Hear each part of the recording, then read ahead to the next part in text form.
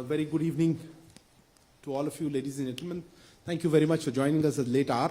Also for those who are joining in on our live video stream back in India. Namaskar, welcome. Prime Minister Shri Narendra Modi is in Rome. This is the first day of his visit. And to tell us about what is happening and what we planned, we are really privileged to have with us here the Foreign Secretary of India, Shri Harshvardhan Shringla, who will take us through it. Sir, without further ado, may I hand over the floor to you, sir, who just come from a meeting with Italian Prime Minister. Namaskar and good evening, and it's good to meet up with our friends from the media again. You're aware that Prime Minister landed in Rome this morning. The primary purpose of his visit is to attend the 16th G20 summit, but he also is using the opportunity to do a number of bilateral meetings with heads of state and government. After his arrival, the Prime Minister met with the President of the European Council, His Excellency Mr. Charles Michel, and the President of the European Commission, Her Excellency Ursula von der Leyen. In terms of the background, of course, you're aware that the Prime Minister will join other G20 leaders tomorrow in discussions on the global economic and health recovery from the pandemic, sustainable development and climate change, among other issues. Our G20 Sherpa, our Commerce and Industry Minister, has briefed you in some detail on that, I understand. So I'll focus on some of the engagements Prime Minister has had today. On the meeting with the President of the European Commission Council, as well as the meeting that has just been held with the Prime Minister of Italy, His Excellency Mr. Mario Draghi, the main issues of discussion were those really, if you look at it, those that relate to the G20 summit. There was a discussion on the issue of health recovery, recovery from COVID, economic recovery at a global level. There was a discussion on climate change issues, and also, of course, the discussion extended to some areas of regional and global interest, including the situation in Afghanistan. The Indo-Pacific were discussed in both meetings.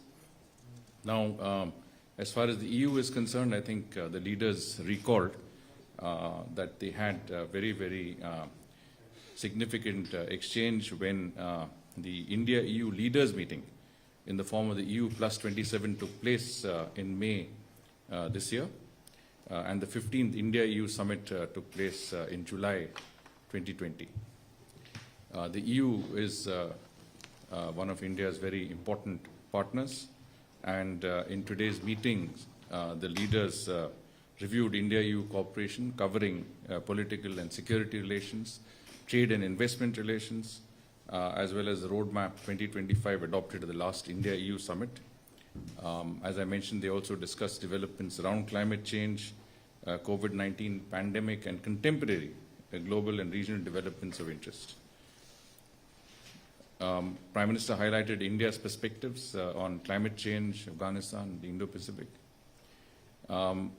The EU leaders, as well as the Italian Prime Minister, did congratulate Prime Minister for India's excellent progress on vaccination, both in terms of the numbers of vaccines actually administered in our country, and also in terms of the percentage of people covered in terms of the first dose.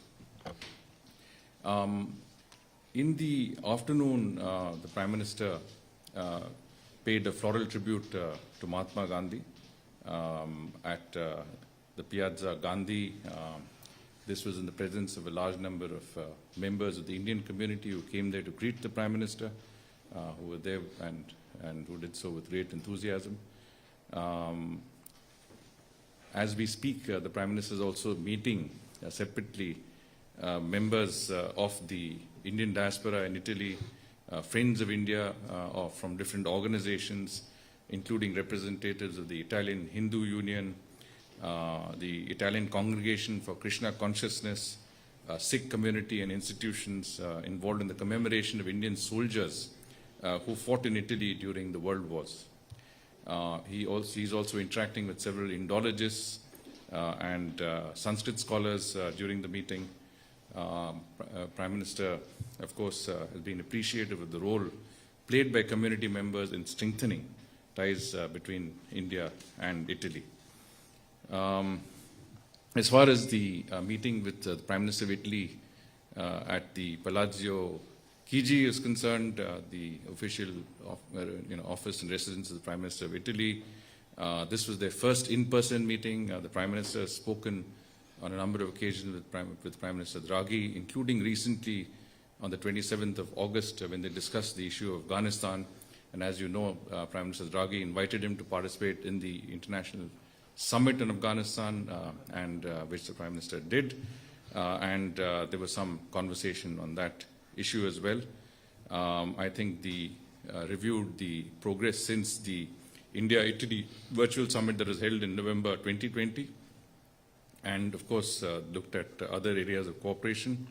To provide fresh impetus to the bilateral cooperation in renewables and clean energy, India and Italy issued a joint statement announcing a strategic partnership on energy transition and agreed to explore partnerships in areas such as large-size green corridor projects, smart grids, energy storage solutions, gas transportation, integrated waste management, waste to wealth, as it's called, development and deployment of green hydrogen, and promotion of biofuels. India and Italy also signed an agreement, statement of intent on textiles cooperation during the meeting. There was a very good discussion on two-way investments, particularly in the clean energy and renewable sector, where Italy has a lot of expertise. And I think this is something that both Prime Ministers agreed to see how we can take forward. As you can see, it's been a very active first day in Rome. Tomorrow the Prime Minister will pay a call on His Holiness Pope Francis at the Vatican City, and thereafter he will attend G20 sessions where he will also hold more bilateral meetings, and we will continue to keep you informed. Thank you very much, sir. We'll take a few questions. There is a genuine time constraint because I think Foreign Secretary has to go for another engagement. So let me open the floor. Siddhant? Okay. Hi, sir, I'm Siddhant from Beyond. My question is, during the meeting with the EU leaders earlier today in the morning, when it comes to focus on mutual recognition of vaccine certificates, how much there was a focus on recognizing India's vaccines, the Indian vaccine certificates? Also, when it comes to the issue of terrorism, the emphasis by the Indian side, if you can talk about that as well.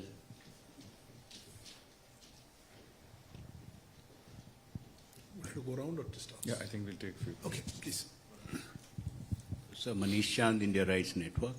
My question is that in the last summit, there was a proposal that India and Italy will explore working together in third countries, in regions like Africa.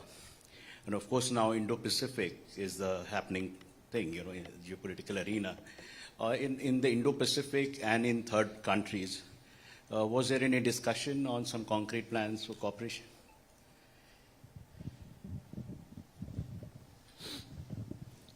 Yes, Ilya? Yes.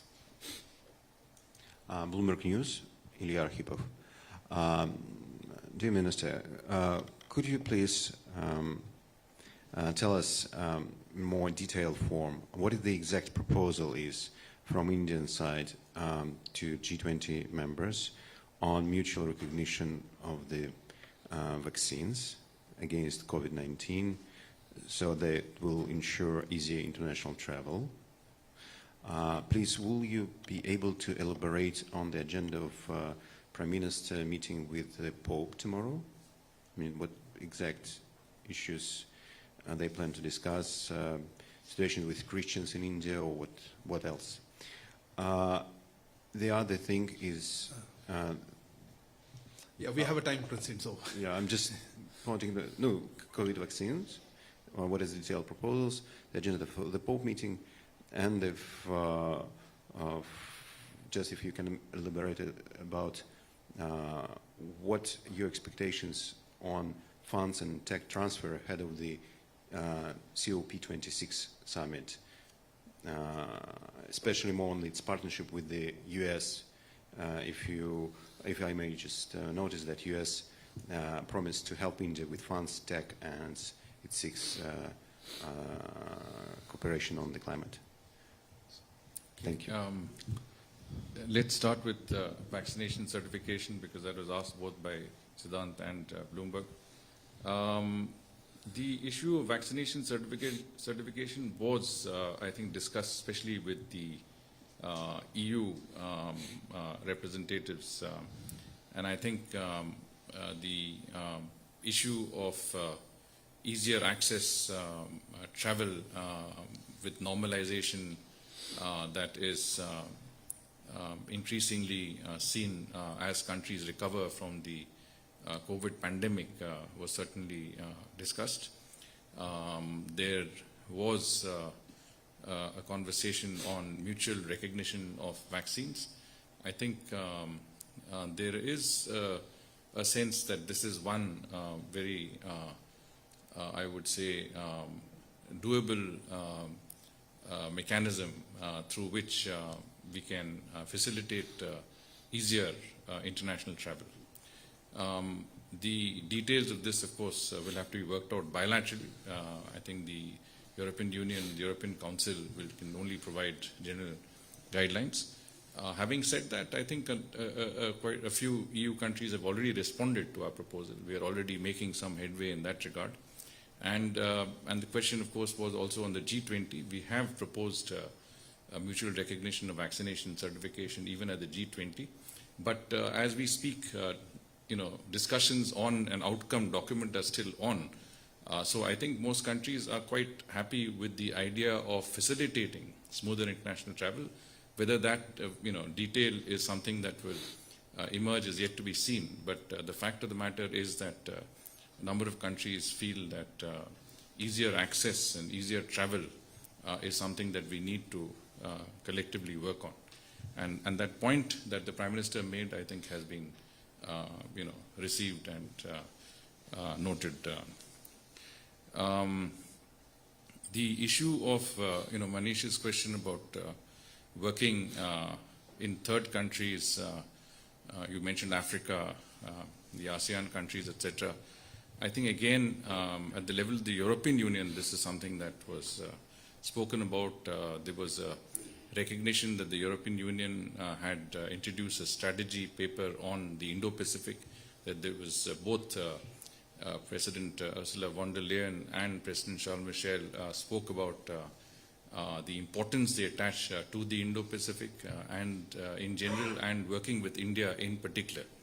And I think leaders felt that this is something that we needed to discuss further. The Prime Minister did offer that they could send a high-level delegation to India, and we could discuss and share notes and experiences, and then perhaps even set up a task force that can take cooperation on the Indo-Pacific with the European Union forward. As you know, several European Union member states like France, Germany, the Netherlands have already introduced papers and strategy papers on the Indo-Pacific. They have a policy on the Indo-Pacific. Increasingly, there is salience on the need for like-minded countries to cooperate on the Indo-Pacific, and this is something that I think is clearly gathering traction. And the Prime Minister's conversations with leaders today tended to indicate similar traction and momentum in that regard. With regard to the meeting with His Holiness the Pope tomorrow, I know that the Prime Minister will have a separate call. He will be meeting His Holiness on a one-to-one basis, and that could, after a certain period of time, be followed up by delegation-level talks. The Vatican has not set an agenda.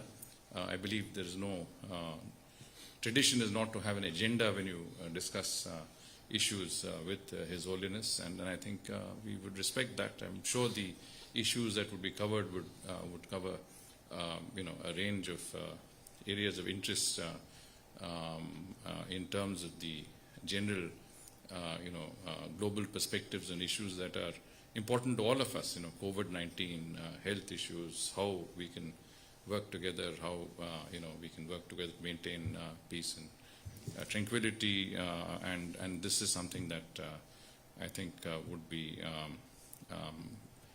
the general trend in the discussions. Now, as far as you mentioned about funding and the issue of technology transfer at COP26, I think the Prime Minister did articulate some of the, let's say, concerns of the developing countries with regard to greater commitments, even as countries strive to achieve and attain their targets set at the Paris Accord. At Paris, I think we are already seeing, the goalpost shifting, more targets being set out. Prime Minister took our own example and said that India actually is not only close to achieving its own NDCs at Paris, but probably exceeding most of them. But at the same time, there had to be greater accountability in terms of how we support developing countries in reaching their objectives, specifically with regard to climate financing, green financing and green technology, that they needed to be more than just a commitment. Those had to be more in terms of concrete schedules of I would say, assurances that could lead to actual concessional flows to developing countries to help them and support them in achieving goals that we are all, I think, in agreement on. The need to take very immediate steps to address the issues of climate change. There was a lot of discussion on the steps taken in terms of adaptation, mitigation that India is undertaking.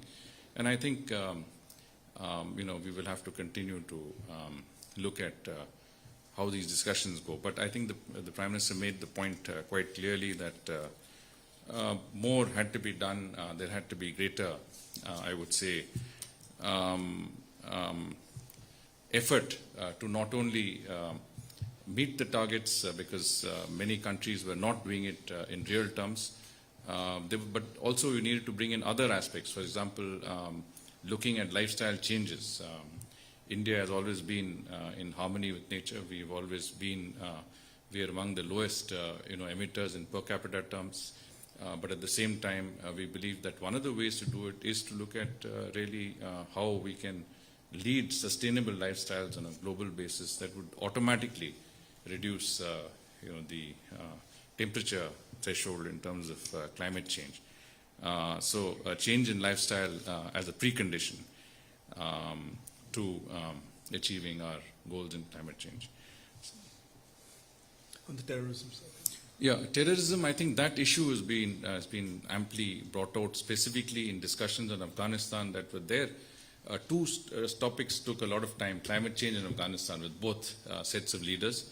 And on the issue of Afghanistan, I think the Prime Minister was quite categorical that the situation in Afghanistan could not be seen in isolation, that the failure and inability to provide good governance, the failure to be able to deal with the situation as it stands had to also be a subject of introspection, and that support to, let us say, any form of any form of intimidation or threat that could emerge out of Afghanistan, I think is something that the international community would have to watch out very carefully for.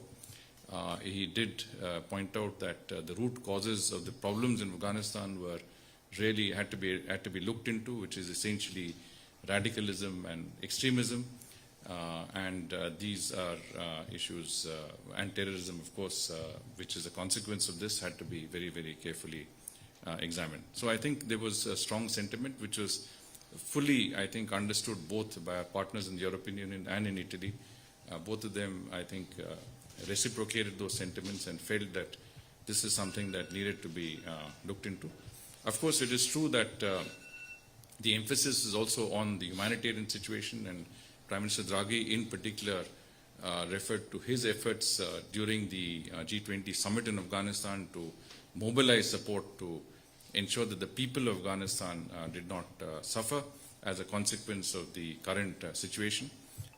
The Prime Minister also pointed out that there should be a distinction between those who govern and those who are people in that country, and that the people had to be helped. We had offered humanitarian assistance, the Prime Minister said, significant assistance, but we needed to get it across to Afghanistan, and that is something that we are working on to ensure that there is direct, unimpeded access of that humanitarian assistance to Afghanistan. I just want to mention that there was a sense that, in coming to the bilateral relationship, that the sense that the relationship with Italy had seen a significant upswing in recent years. The Prime Minister said that bilateral relations have seen warmth and vigor, particularly in the areas of investment, trade, and people-to-people ties. And this is something that Prime Minister Draghi, I think, very strongly also reciprocated that sentiment. And the Prime Minister, of course, invited him to visit India. He also invited both President Charles Michel and Ursula von der Leyen to visit India as well. So in a certain sense, I think because of COVID, there have been very few exchanges. We want to set the ball rolling. We want to get the momentum going in our diplomatic relations, and you have to see the Prime Minister's invitation in the context of that effort. Thank you, sir. Just a couple of more questions. Okay. Pranay? Sir Pranay Upadhyay ABP news से global supply chain diversification एक महत्वपूर्ण मुद्दा रहा है जिसको भारत भी उठाता रहा है ईयू के साथ जो मुलाकात थी ईयू प्रेसिडेंट के साथ में और इटली के साथ बायलैटरल मुलाकात में भी क्या इस मामले पर बात हुई है और किस तरीके से इस पर आगे के रोड मैप को भारत बढ़ाना चाहता है Any other? We'll just close with the last one. Okay. No, okay, ma'am, there. Giorgia Garritano, Agenzia Nova. Can you tell us something more about the Indo-Italian meeting, especially about new frontiers of economic cooperation? Thank you. So I think we'll just close with that. Okay. Let me just quickly answer that one first. I think the two Prime Ministers, as I said, felt that trade and investment was very important. Both noted that a number of, in fact, the Prime Minister of Italy said that there were a very large number of Italian companies who were keen to invest in India, do business in India. He said because of the shortage of time, he could not give the details of those. But our Prime Minister, Prime Minister Modi, said that he also was keen to increase the collaboration between Indian and Italian companies, attract Italian investments in India, especially, as I said, in the areas of renewable energy and energy, and of course in the areas such as automobile sector, which there is a e-transportation proposal which is on the table, and Italy has some companies that make very good 2-3-wheelers which are electric vehicles. So I think there is scope to work on many of those.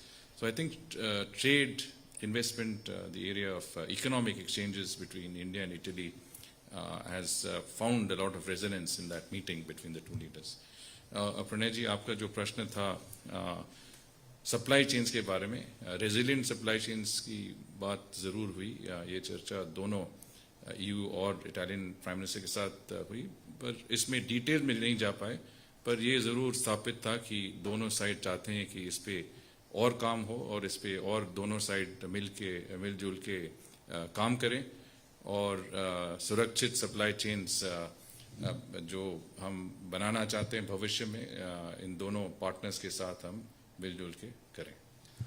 Sir, since not everyone speaks English, I will just translate the last part of it. The query was regarding whether the issue of resilient supply chains was discussed in the conversation with Prime Minister of Italy. Foreign Secretary explained that the issue did come up, although not discussed so much in detail. But the feeling was that we need to work together on this, continue more work on this, and to ensure that we have secure and resilient supply chains. Especially in the context of the Indo-Pacific. With that, we come to the end of the special media briefing. Thank you very much for joining us here. May I thank you, sir, for your presence here, I know, at the end of the day. And hopefully we'll continue to be able to share with you the information. Please stay tuned to our social media as well as our website channels. Thank you. Namaskar. Thank you. Good evening.